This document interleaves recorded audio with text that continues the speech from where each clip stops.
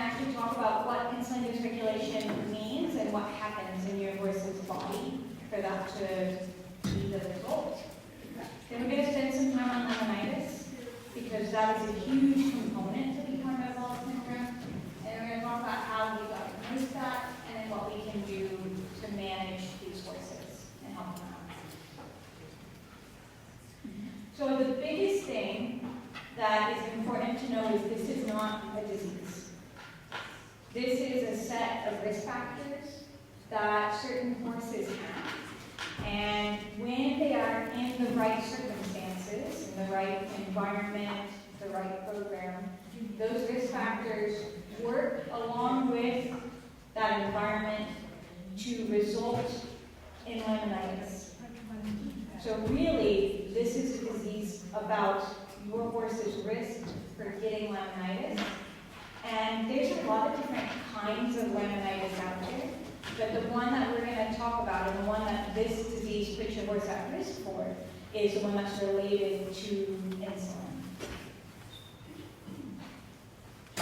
So generally, this affects mature horses. So this is not a disease of the young. Horses that are older that have had it for their whole life. It doesn't just randomly develop in a geriatric or senior horse. And it's a combination of genetic factors that they have and environmental factors. So those horses that you think of as easy keepers, they actually are a little genetically different from your horses that are not that. And that's because a long, long time ago, before the horses of today, horses ran across big plains where they ate really low nutritional value things. And so for them to survive, their body had to be really good at getting energy from low nutritional value things. Some breeds of horses have maintained that. And so we feed them wonderful high-quality hay, we feed them wonderful grains and things that are developed for them. They go out on beautiful, lush pastures, and they have this history where previously, a long time ago, they didn't have that, but their bodies are still adapted for that. And the way their metabolism works, and the way that they deal with nutrients in their body is still like that. So the breeds that are at highest risk for this are our ponies, our Morgans. I'm not hating on Morgans, my mare is one. Oh, you're right. Warm bloods of any flavor, all the gaited breeds, whether you have a Tennessee walking horse, a Rocky Mountain horse, anything that's gaited at risk, our minis, and then our horses that are from the Iberian Peninsula, so Andalusians, Lusitans, those ones. These are the highest risk breeds. Now, any horse in the right circumstance can theoretically have equine metabolic syndrome, but these are the ones that are really set up to get this. Like our little friends up here. They're cute though, right? They're very well in their brown. Remember that? So, the typical set of things that we see that sets your horse up for equine metabolic syndrome are maybe they've already had laminitis, or they have really low-level subclinical laminitis that isn't causing too much problem at this point. They have a high body condition score. They have weird fat distribution along with that, and that can be the fat along their crest here. So you can see that horse, there's kind of like a crease right there. The crease is where their neck should end, and then they have all that extra. They also like to put fat at their tail head, and so you go and you feel their tail head and it's quite squishy. And maybe it's to the point that their tail head actually kind of sits lower than the rest of their body. They can also get fat deposits behind their shoulders as well. And sometimes they just have weird, lumpy spots on them that you're like, what is this? And it's fat distribution that is abnormal. So we can have both a high body condition score and horses that have abnormal distribution of their fat. So these are the places that when we're doing body condition scoring that we're looking. So we're looking at their neck, their withers, their their tailhead, their shoulder, their ribs. Also the same places that they like to get these fatty deposits when they have equine metabolic syndrome. And you got a little bit about body condition scoring earlier. And so body condition scoring, there are two flavors of it. There's one that scores horses out of 5, and there's one that scores horses out of 9. They are both perfectly reflective, accurate systems. My preference is the 9, because I feel like it gives me more latitude and I can be more specific with my body condition scoring, so I like that scale. But if you know how to do the 5s, that's fine. Use that. So any type of body condition scoring system is fine. And what we're looking for is ideal horses, as you heard earlier, are here around 5. 4 is also acceptable. We have our low end, which are our skinny horses or underweight horses. That's our 1, 2, and 3. And then we have our horses that are over-conditioned. And that's usually 7, 8, and 9. And if your horse is a 9, what that looks like is they usually have a lot of fat distribution around their body. When you look at their back, usually there's a crease, and it can hold a little bit of water if it rains. Yeah. So they have a little trough down their back, and sometimes it runs all the way down to their bum, and usually their tail head is quite rigid, like set back or set down. So these horses with these higher body conditions are at increased risk for equine metabolic syndrome, especially if they have these predispositions that we've already talked about. So they're one of these breeds that are easy keepers, that have that thrifty genotype. So this is what these horses look like from behind. So you can get an idea of, they get really round behind as we get up in that body condition score.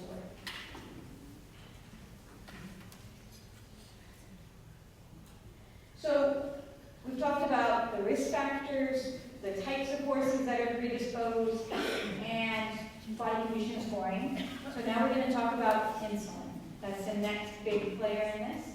So the role of insulin in the body is to let glucose into cells. That's its whole job. And insulin is made by the pancreas. How many of you know someone or have someone in your family that has either type 1 or type 2 diabetes? Yeah. So the problem that we have there is the pancreas isn't making enough insulin or any insulin at all. So we're replacing insulin.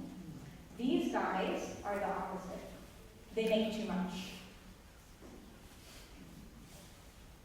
So think about insulin as the key that you put in the lock to open the cell and let it have glucose inside it. Without that insulin, that glucose stays in the bloodstream and it can't help the cells, which is its job. Its job is to go there and give energy to the cells. So if we don't have insulin, glucose doesn't go in the cells. So now you're thinking, well, she just told me that these horses have too much. So why are we talking about this? Well, interestingly, these horses become resistant to insulin. This is why they make too much, is their cells stop listening to insulin and they stop responding to it.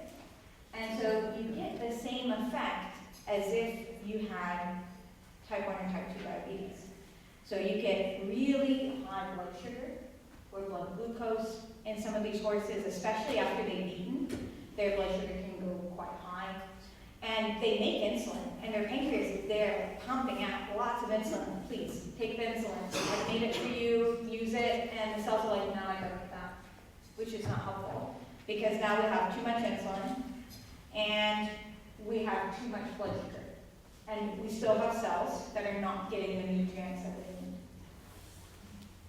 So the hallmark feature of equine metabolic syndrome is dysregulation of insulin. So these horses are not utilizing insulin appropriately. What that leads to is high insulin, which is hyperinsulinemia, high insulin in the blood, and resistance to insulin by the cells in the tissues. We have many organs that work together to kind of organize and control body's response to food. And not only is your pancreas a player in that, but your gastrointestinal system is always sending signals to your pancreas, to your liver, to your brain to help regulate that. So we have this whole axis of things that are supposed to be regulating insulin, and this gets really out of whack in horses. So what happens is we have food, it comes into the small intestine. The small intestine sends a signal to the pancreas that says release the insulin. The pancreas says, yes, I shall release the insulin. It releases the insulin, and that goes to the body, and excess insulin is removed by the liver. That's how it should work. And our horses that have high insulin, that gets messed up. So we still have food in the intestine. The intestine sends more signal to the pancreas than normal to release insulin. The pancreas does that. It releases a lot of insulin. And the insulin is there, and it's circulating, but it's not getting used. And so the liver can't keep up. And the liver can't remove it as fast as it should because there's too much of it there. So it's kind of maxed out at its ability to get rid of it. So you have this continual high level of insulin circulating because the body systems that are supposed to be keeping this in check, they get maxed out in their ability to do so.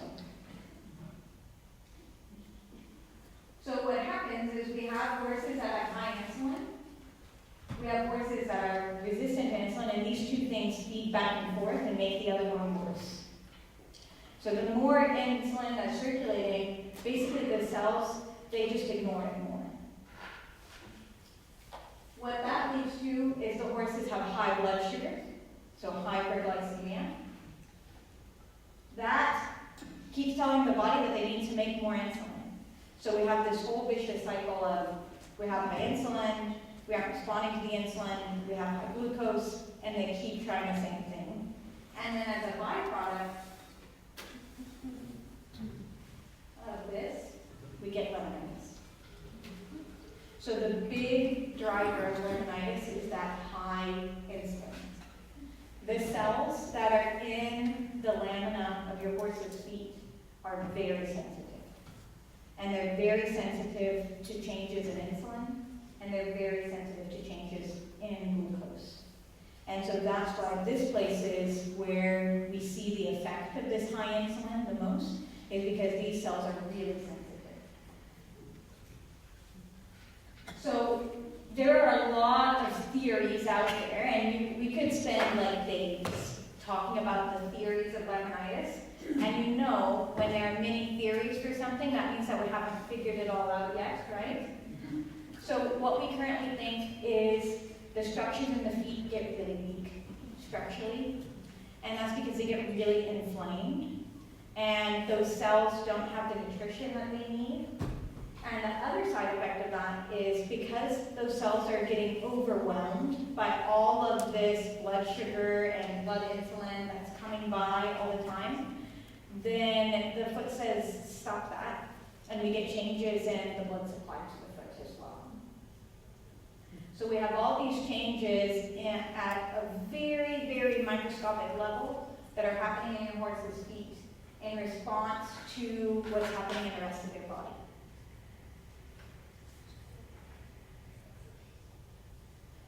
So what does laminitis look like when it's happening? In at least moderate to severe cases, what we see most commonly is that rocked back stance. Generally, the front feet are more affected than the hinds. 60% of your horse's weight is carried on their front. Those feet will be hot to the touch. The horse may be shifting back and forth because they're very uncomfortable. They'll be reluctant for you to pick up those feet because they don't want to stand on the other ones because they're also sore. And then if you palpate for the pulse that's on the back of your horse's leg there at the level of the fetlock, there are two arteries that run right down there, and you'll feel that pulse is really strong.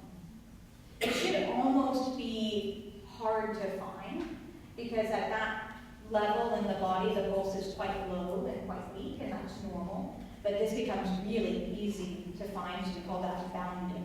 That pulse is just very strong, pumping.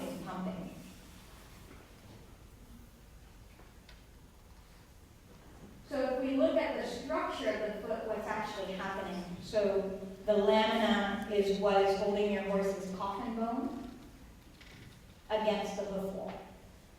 So that's the connection there.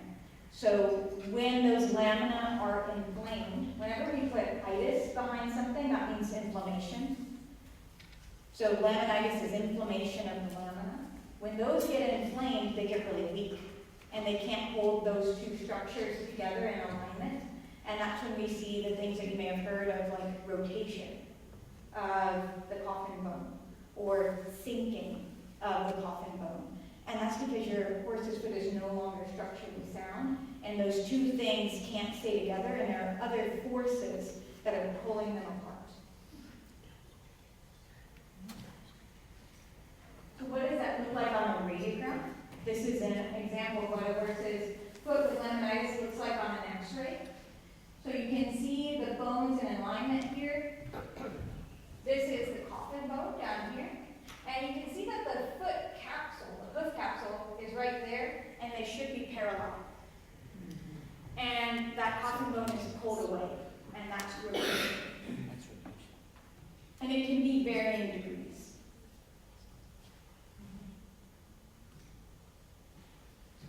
So, horses that have this type of laminitis, sometimes you'll hear it called endocrine laminitis, and that's because it has to do with hormones. And what we know from this is that horses with this type of laminitis have a higher risk of reoccurrence compared to horses that have other types of laminitis. So they looked at horses that have this type of laminitis, and they followed them over 2 years. And over 2 years, about 60% of the horses had at least one reoccurrence.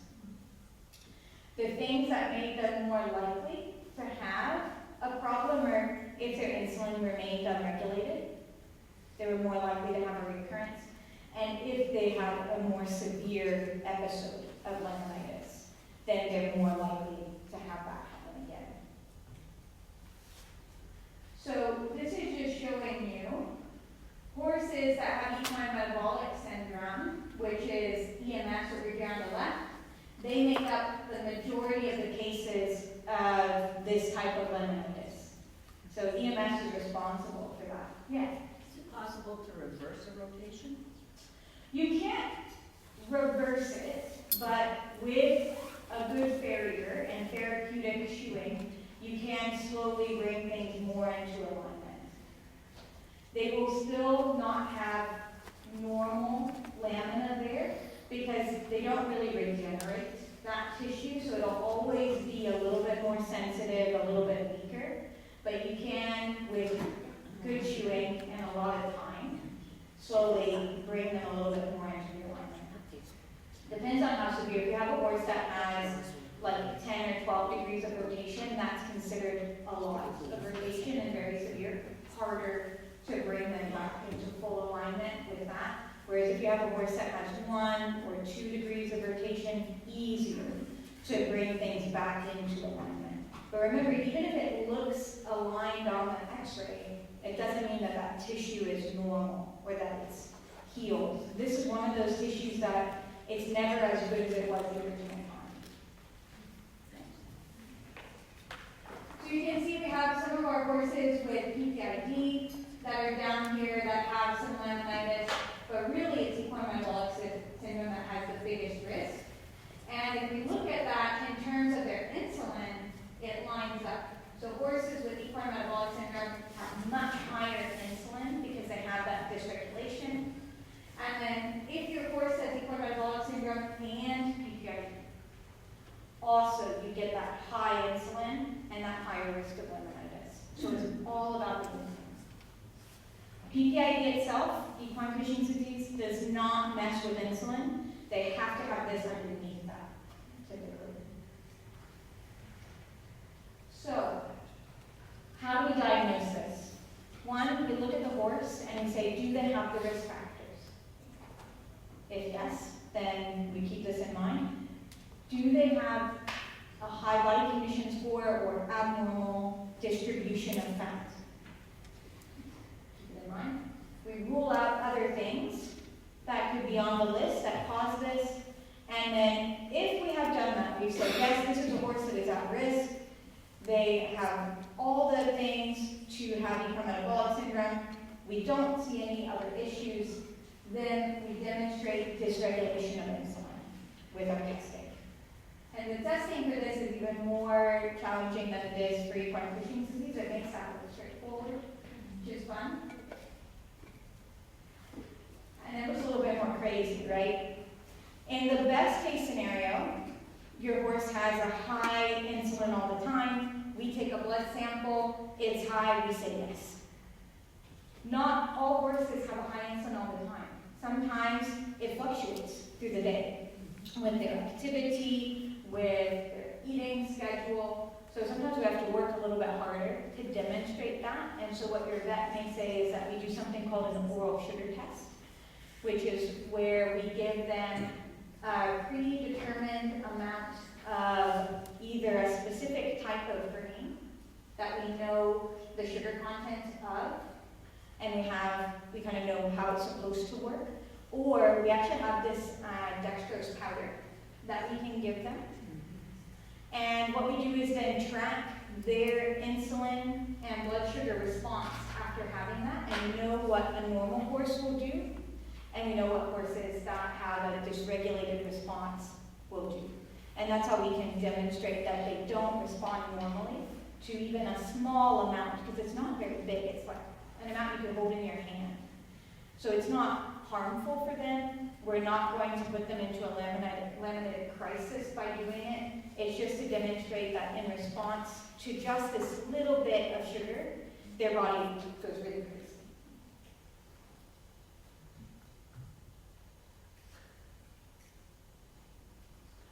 We do see changes with time of year. So horses do tend to have higher insulins in the fall time, like we are now, than they do in other periods. Winter is also a little bit higher. And so horses that have equine metabolic syndrome also have more challenges at this time of year. And then the other thing we know is that as they decrease in height at the withers, their insulin gets higher. And so their risk of equine metabolic syndrome gets higher. So the smaller you go, the more likely you are to have a high insulin in equine metabolic syndrome. So those minis are always at risk. So what should we do for these? And this is where someone with a nutrition background can really help you.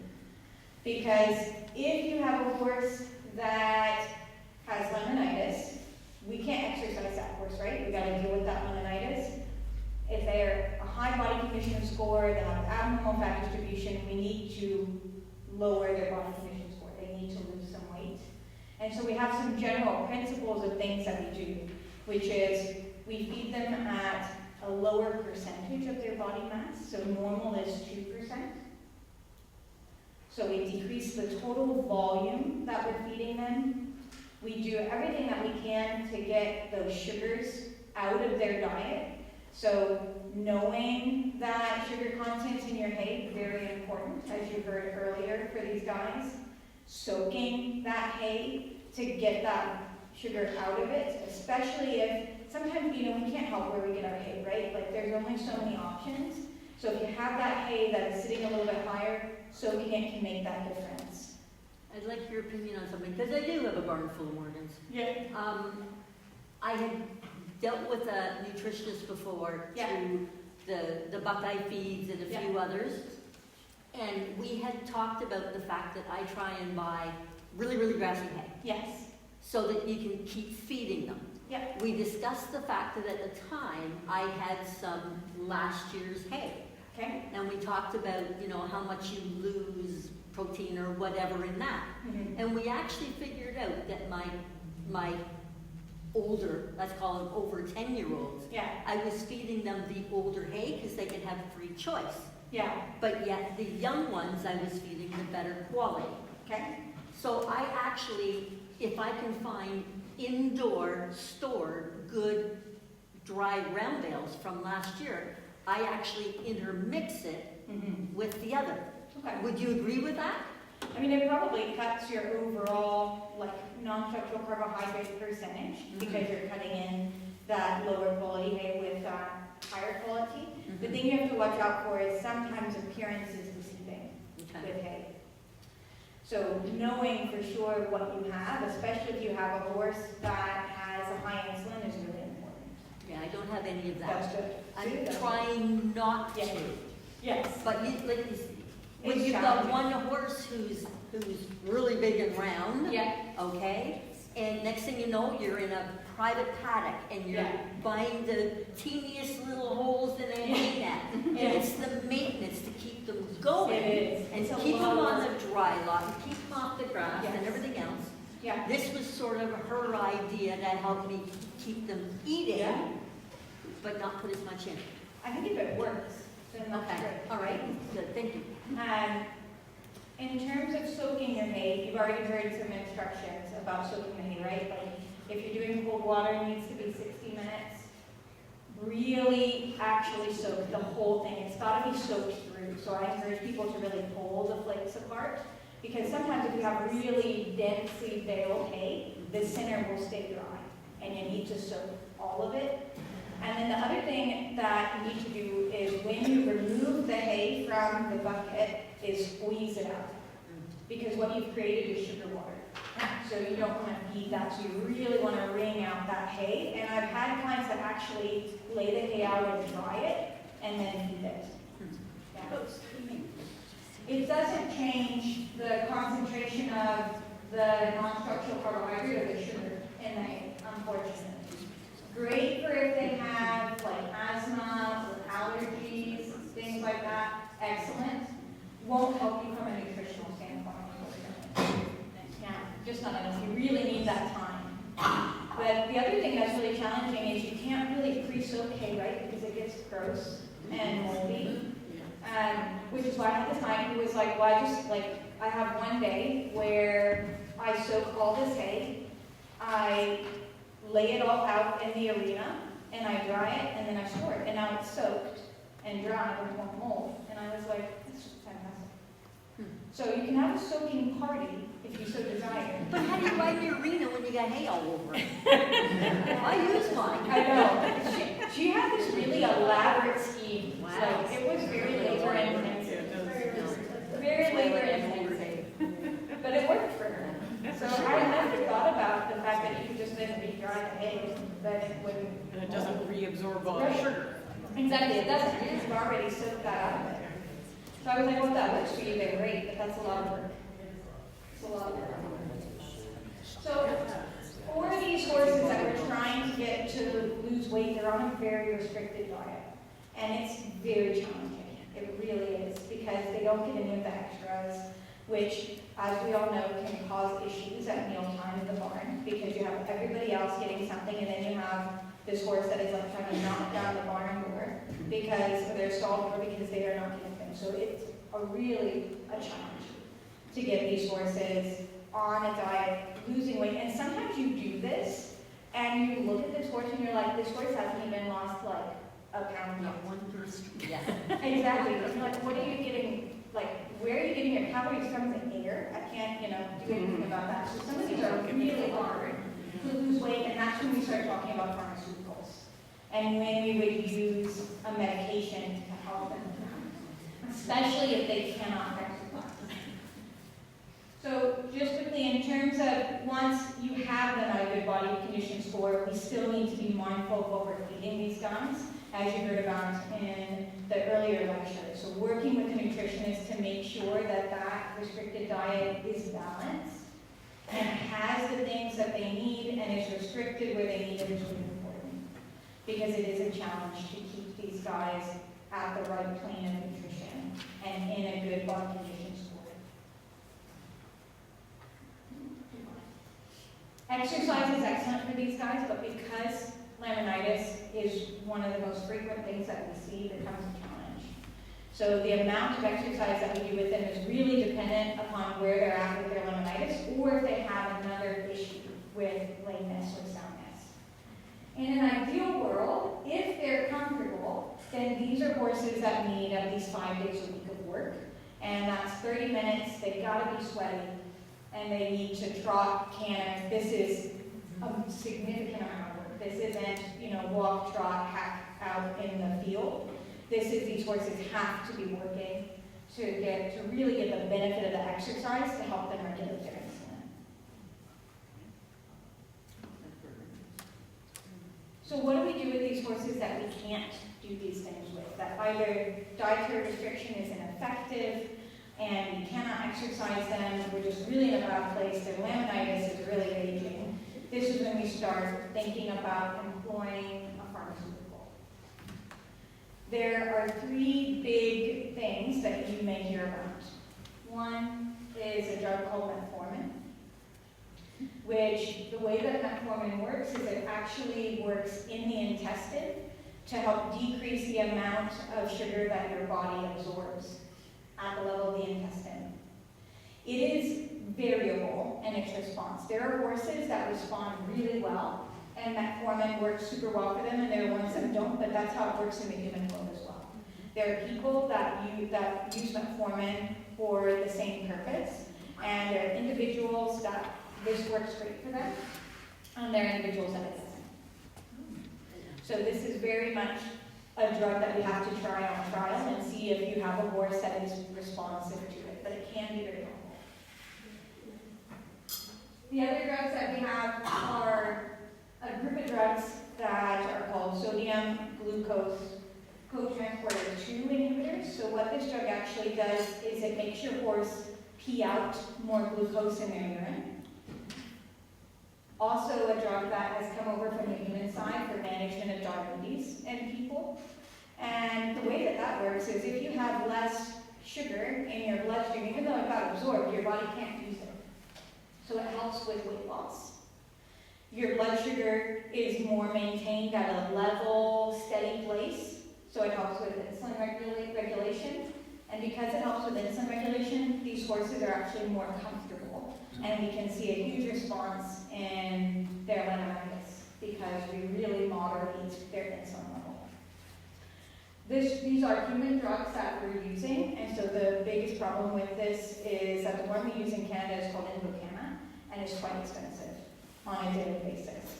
So great, I've used it a lot in little ponies and minis, and it's quite reasonable for a short period of time in those little guys, but in like a 500-600 kilogram horse, it's currently cost prohibitive for most people. Right? There's always different situations, but very helpful in our ponies, and it also makes them more comfortable, which is nice. The drug that you probably have heard the most about is levothyroxine, and it's used for horses that have equine metabolic syndrome, which is an active thyroid hormone. And the way that this is used is to upregulate their metabolism. And if their metabolism is really high, then their body has higher energy demands, and so that helps them lose weight on a restricted diet. And then finally, the drugs that we use are non-steroidal anti-inflammatories for pain management. So the goal is always for these drugs to be used short-term to help get these horses to a place where the management things that have already been implemented are working. Sometimes in the beginning you just have so much to overcome because they're so sore and their fat distribution is really out of control that you need something to kind of kickstart it so you can get them to a place where they respond to diet, because that's really what these guys need. So I just want to share with you some common misconceptions that I've come across dealing with a lot of horses with equine metabolic syndrome. So these are the 5 most common things that I hear. First of which is equine metabolic syndrome. Horses actually have hypothyroidism, and that's why we give them that thyroid hormone. And that's why we say levothyroxine is pure for equine metabolic syndrome. The second is that only horses at that high end of that body condition score are at risk. All horses that have the genetic predisposition are at risk for this. They just need the right circumstances for it to show up. The final is that the grass causes laminitis. So what actually happens is grass is high in sugar. So it just stimulates a bunch of insulin, and they already have insulin issues, so it just kind of tips them over the edge. You can do some things to manage your pasture to help with that. Grass actually experiences stress, just like our horses do. So the times when your grass is stressed are after a frost or a big storm. And your grass has higher stress in the mornings and in the evenings, so dawn and dusk. So if you're grazing horses that have these risk factors, avoiding those times means that the grass has lower amounts of sugar in the blade that your horse eats. So we can do some things like that to help mitigate. And then that slow feeders equal dietary restriction. Even if they're eating it slower, if they're eating the same volume, it's not dietary restriction. So we do have to use that. So what the statement should be is that hypothyroidism in the horse is very, very rare. What complicates that is that a lot of the testing that we do sometimes comes as like panels. So we get extra things. You know, when you ask for insulin, sometimes you get thyroid hormones. And just because the thyroid hormones are low, which they can be in horses that are sick or stressed or have an illness or are in pain, doesn't mean you have hypothyroidism. And so a lot of these horses will have low numbers for their thyroid hormone, but that's a natural response of the body. They don't have true hypothyroidism. Levothyroxine is an excellent tool to support weight loss, and that's how we should use it, is to support weight loss when we need it. Any body conditions for a horse can be at risk for this. Any high sugar feed, not just grass, can worsen that hyperinsulinemia, so grass gets a really bad rap. But if we manage their access and when they graze, we can help mitigate that, but still get them that herd and mental stimulation and that natural activity of grazing, because that's important for them. And then we need to feed overall less volume. You can feed it in a slow feeder, that's great, because that will help them, one, from a gut health standpoint, two, it'll even out their blood sugar and their insulin, but you need to be also restricting that volume if we're talking about weight loss. Yeah. When you say the grass is higher at dawn and dusk, Yeah. can you feed them in between? Yeah, so it's naturally lower in sugar midday and overnight. I'm not a grass specialist, but it's just things that I have to share with you about grass. Or night? Or night, exactly. Overnight grazing, great.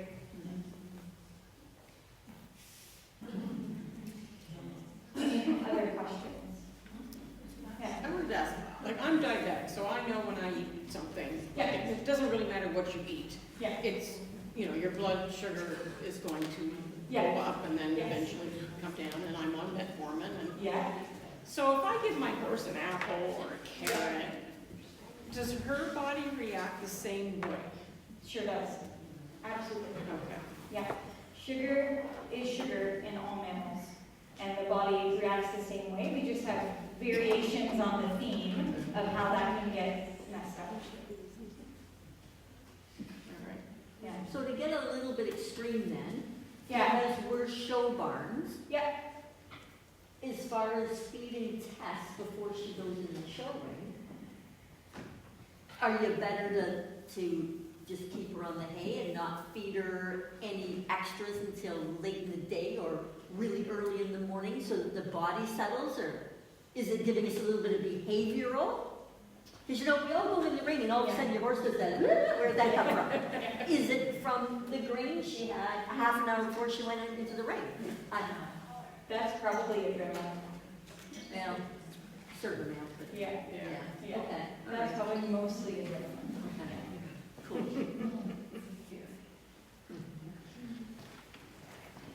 questions? Okay, we've now reached the lunch portion. Big round of applause for Dr. Ladd.